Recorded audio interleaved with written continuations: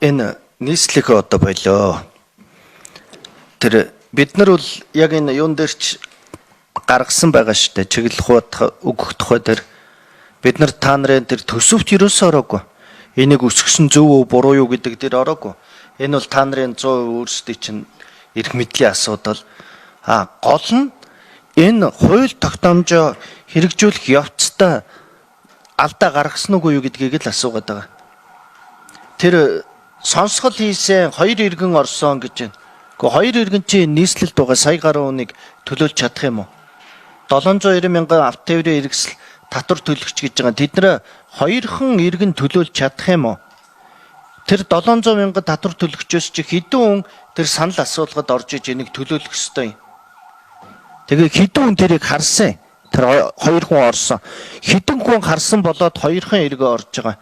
За 2024 оны 4 сард төсөвтэй холбоотой санал асуулга хийхэд бас оруулсан гэж байгаа. 2024 оны 4 сард замын татварыг өсгөнө гэж төсөвтөө тусгасан байсан юм уу? 24 оны 4 сар сонгуул болгож ирсэн тэгэж татварыг нэмсэн тийм дүнгээр оруулсан байхгүй байсан баг шүү. Тэрэн дээрээ тэр дүн ороогүй сүүлд нь 12 сард оруулж ирэнгүүтээ тэгээд одоо болохоор 4 сар 147 мянган хүнээс санал авсан гэдэг. 147 мянган хүн бол төсөвтэй холбоотой. Яг энэ замын чинь төсөвтэй холбоотой дээр санал өгсөн 2 хүнээр ингэж энэ олон хүний асуудлыг шийдэх үл энэ бол буруу шүү. Тэгээд одоо татвар муугаас баг байгаагаас болоод зам дээшээ доошоо суугаад байна. Гэхдээ дээшээ доошоо суусан чинь нэгдүгээр татвар за хийж байгаа тэр хөрөнгөтэй холбоотой төсөвтэй холбоотой 1 км зам.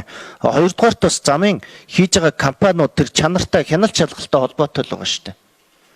Нодны инх тэр танктай өшөө хуучин одоо Тимети өшөөний тэмдэг зам хотгор гүгээр болчлоо. Шин замтай явсан чи ийм боллоо гэж нийслэлийн маргааш нь гарч ирээд за энэ замыг яаралтай засахаар боллоо. Хийсэн компани өөрсдөө алдаагаа ойлголоо гэсэн. Гэхдээ одоо болтол тэр яг хэвээрэл байгаа шүү дээ. Тэгээд замын муугаас болоод машин эвдрээд байна гэдэг байна. За энэ зөв. Энэ бол иргэдийнхээ төлөө хийж байгаа зөв юм. Тэгвэл та нар бас тооцоод үзсэн үү? Улаанбаатар хотод гарч байгаа зам тээврийн ослын хэдэн хувь замын нөхцөл байдал муугаас гэсэн шинжээчийн дүгнэлт гарсан. Яг хэдэн хувь? 98 онд энэ нь ерөөсө 2хан тохиолдол байсан шүү. Улаанбаатар хотод 2хан тохиолдол замын нөхцөл байдал муугаас гэж гарч ирсэн. Тэгэхээр одоо хэдэн байгаад тэгээд энийг ингэж байгаа. Тэгээ хамгийн гол нь тэр 2 хүнтэй тэр холбоотой асуудал дээр бүр яг тодорхой хариулаад өгөөрэй. Нийслэлийн засаг даргын хамгийн газрын хууль тогтоомж гэрээ өгсөн газрын дарга Үнэнбат. Ер нь бол аливаа захиргааны хэмжээний актыг гаргахын тулд гол харгалздаг зүйлүүд байдаг. Энэний нэг бол хамгийн гол зүйл бол эрх зүйн талаас нь байдаг. Энэ юу вэ гэхээр тухайн эрх зүйн хэмжээ гаргах эрх олгогдсон зохицуулт байна уу гэдгийг харах ёстой. Монгол Улсын үндсэн хууль заасны дагуу бол нутгийн өөрөө өдөр тусны байгууллага нь хуулиар тогтоосон хэм хэмжээний хүрээнд татвар тогтоох эрх нэгдүгээрт байгаа. Энийг бид бүхэн харсан. Хоёрдугаар захиргааны ерөнхий хууль заасны дагуу хэм хэмжээний актыг гаргахад бол сонирхлын зөрчилтэй хүмүүсийн хилцүүлгийг зохион байгуулах ёстой. 2024 оны 11-р сарын 20-ны өдөр хүүхдийн ордонд бол хилцүүлгийг зохион байгуулсан. Уг хилцүүлэгт бол 9,242 иргэн хамрагдсан. Тухайн хамрагдсан иргэдэд танилцуулсан зүйл бол нийслэлийн төсөв хэрхэн явагдах юм бэ? Үүнд юу нөлөөлөх юм гэдэг талаар тодорхой ярьсан. Тэр 2 иргэний тухайд бол захимаар байршуулсан тэр одоо санал авах ирэхэд 2 иргэн бол саналаа ирүүлсэн байгаа. Энэ дээр нэг зүйлийг гишүүн тодруулаад хэлэхэд бол бид бүхэн захимаар асуудлыг ингэж нээлттэй байршуулад бид нар бол 2 иргэн ирсэн байна уу, 20 иргэн ирсэн байна, 200 иргэн ирсэн байна уу гэдгийг бол одоо 200 иргэн ирээгүй учраас энийг гаргах ёсгүй маа гэдэг ийм эрхцэн зохицуулт байхгүй. Хамгийн гол нь хилцүүлэг зохион байгуулалт 240 хүн ирсэн. Тэр хүрээнд энэ асуудлыг ярьсан. Хилцүүлэгчийн уучлаарай, хилцүүлэгч нь тэр төсөв хилцэгтэй холбогдлолтой байсан юм шүү. Яг энэгээр биш. Төсөв болвол тухайн одоо 25 оны нийслэлийн төсвийг ярихын тулд орлого нь ямар байхын, зарлага нь ямар байхын асуудлыг заавал яригддаг. Тийм учраас орлогыг яаж бүрдүүлэхийн тулд татварын асуудал шууд яригдана, хамгийн түрүүнд яригдана. Тэгээд энэ тогтоолч нь байна шүү дээ. 25 оны 6 дугаар тогтоол байгаа байхгүй юу? Айл төсөв батлагдсны дараах Тэгэхээр төсөв хилцэж явах үед бол 24 оны 12 татвар сар нэмэгдэх тухай юм ерөөсөө яваагүй шүү дээ. Одоо жишээлбэл танаа дээр бид нар 25 оны төсөв ярихад автовын хэрэгсэлтээр нийслэлээр ийм орлого нэмэгдэж яах гэдэг юм бол ерөөсөө манад орж ирээгүй шүү дээ. 24 оны 12 сарын 4-нд энэ татврын асуудлыг баталсан иргэдийн урлаас.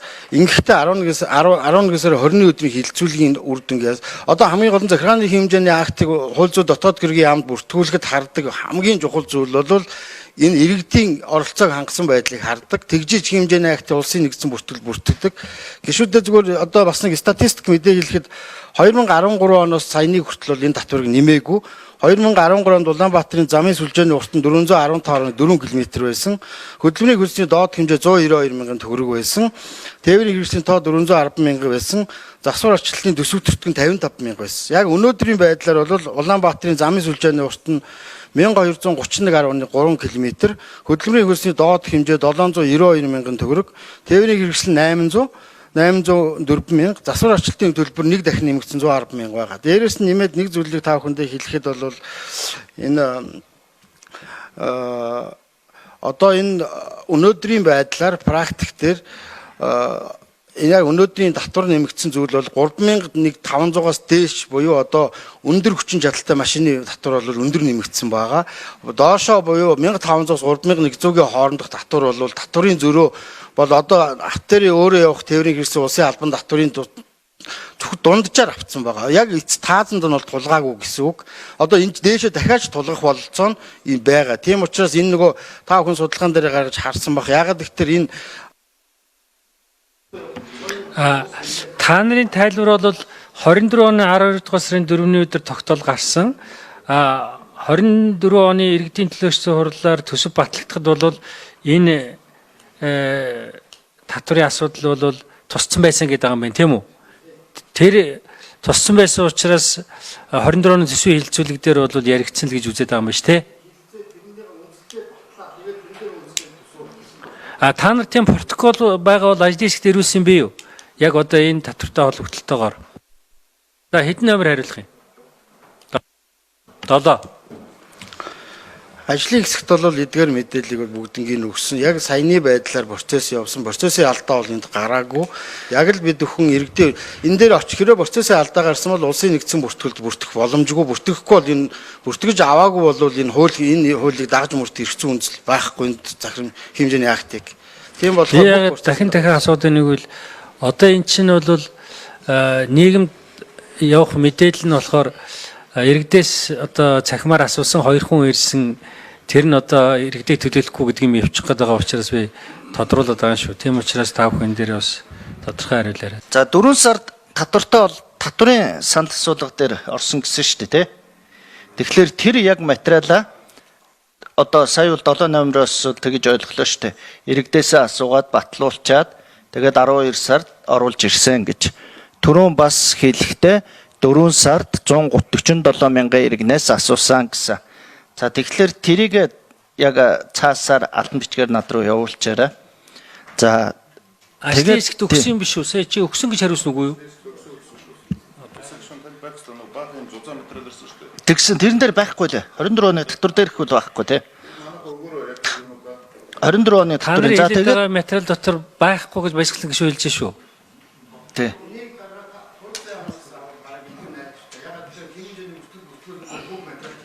Гүйгүү та нар өөрсдөө тэр хууль зүйн яам руу өгсөн учраас өөрсдөө авчирч өг. Тэрнээс биш одоо бид нар хууль зүйн яам руу тэгээ гүгээд явж байгаа юм байхгүй шүү дээ. За тэрийг нэгдүгээр дөгөөрэй.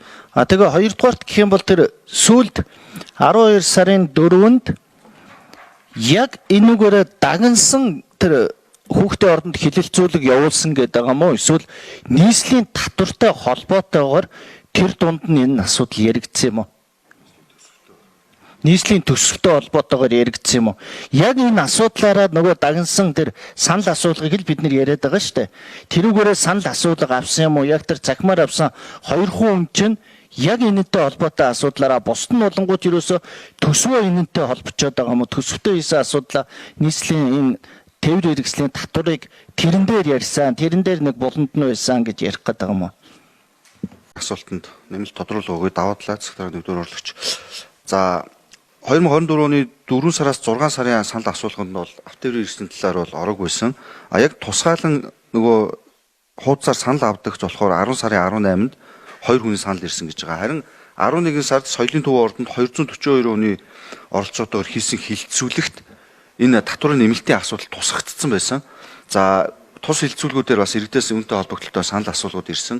2024 оны 12 дугаар сарын 25-ны өдрийн нийслэлийн эрдэнэ төрөлхтний хурлын тогтоол дээр авцам ашигсны татвар нь 100 тэрбумаар 110.6 тэрбумаар авцам тээврийн хэрэгсэл одоо өөрөө явж хэрэгслийн албан татварын татвар нь 120.2 тэрбумаар нэмэгдэхээр танилцуулганд ороод тэр иргэдээс нөгөө хүүхдийн ордонд хийсэн 242 иргэнтэй хилцүүлгэн дээр бол ороод санал асуулган дээр явсан гэсэн. Яг ингээд байсан л гэж юм. Одоо нөгөө төсөв дагсан хууль гэдэг шиг юм болчиход байгаа байхгүй юу? Одоо байгаагүй биш байсан байдаг. Тэгвэл тэрэн дээр нь одоо нэг тийм мэдгэтгэхэргүй ард түмэн олж харахааргүй юм явцсан байж магадгүй юм. За баяжгалан гишүүн дотоо хариулсан учраас тодруулъя гэж байна. Тэгэхээр ерөөсөө энэ автоврын татварыг нэмэхтэй холбоотойгоор яг бие даагаад явсан ерөөсөө ганцхан л тэр цахим л байгаа юм биш үү? Та нар яг хэлчихэл дээ. Яг бие даагаад явсан. Ерөөсөө цахимаар ганц асуугаал тэрүүнд нь 2 хүн оролцсон юм байна. Тэрнээс тэр одоо 400 хүн оролцсон, 200 хүн оролцсон тэр хилцүүлэг дээр чинь тэр асуудал тусгагдсан байсан болохоос биш дагнсан тэрүүгээрээ санал асуулга явсан, хилцүүлэг авсан юм байхгүй юм биш үү? Тэгээ одоо ингээд энэ дээр болонгууд тэгж тэгсэн 4 сарын төсөвтөр орсон одоо болохоор ороогүй гэж тэгж байна. Тэгээд ерөөсөө ганцхан хоёр ерөөсөө л үнэн л биш дээ. 2 хүний санал асуулгал явсан юм биш. Би даасан тийм байгаа үстэй. Бус тэр төсөвт тэр асуудал тусгагдсан байсан. Тэрийг ард иргэд харахгүй яасан юм бэ гэсэн утгатай юм хэлээд штэ. Тий. Ер нь наадах чи яг энэ хуулийнхаа дагуу тэр хууль тогтоол шийдвэр гаргаж байгаа бол тэрэнгээрээ хилцүүлэг хийх тухай асуудал шүү дээ. Тэрнээс биш гуй дагж үзөөгдөх шиг төсвийн болонд явсан гэж бас болохгүй л болчиход байна л да. За тэгээд энэ дээр нь хариулт байна уу? Тодорхой. За 5.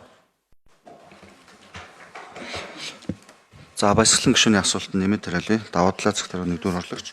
За анх болохоор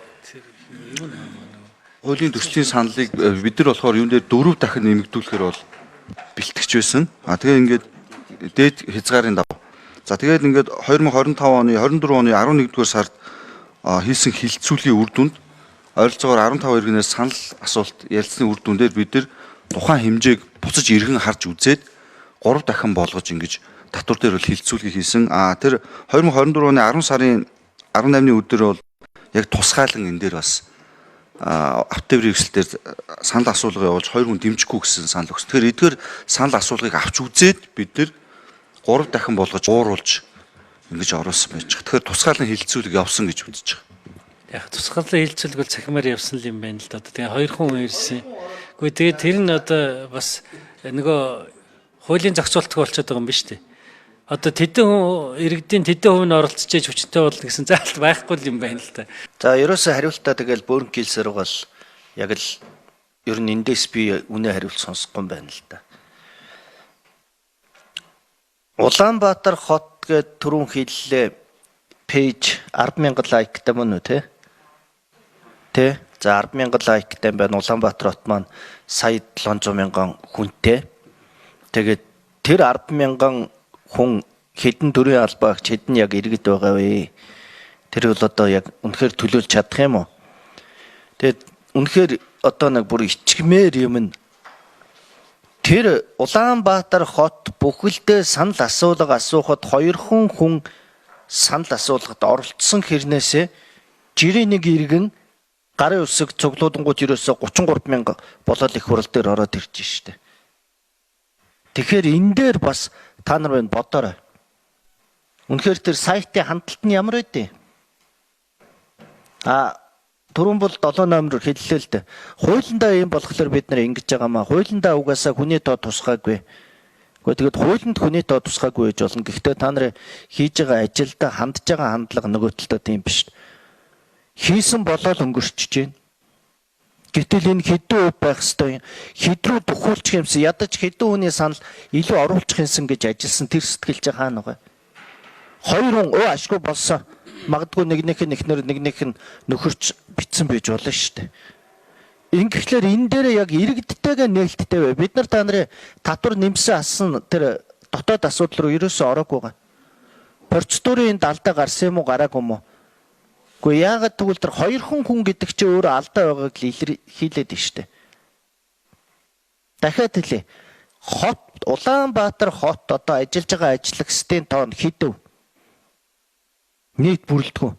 Тэгэхэд ийм том байгууллага хэвлэл мэдээлэлтэй сайттай санал асуухад хоёр хүний саналаар шийдэж гэн гэхэд ганцхан иргэн хоёухаа фейсбүүкээр уриалаад тэгээд 33 мянган хүний санал гараад ирж байна.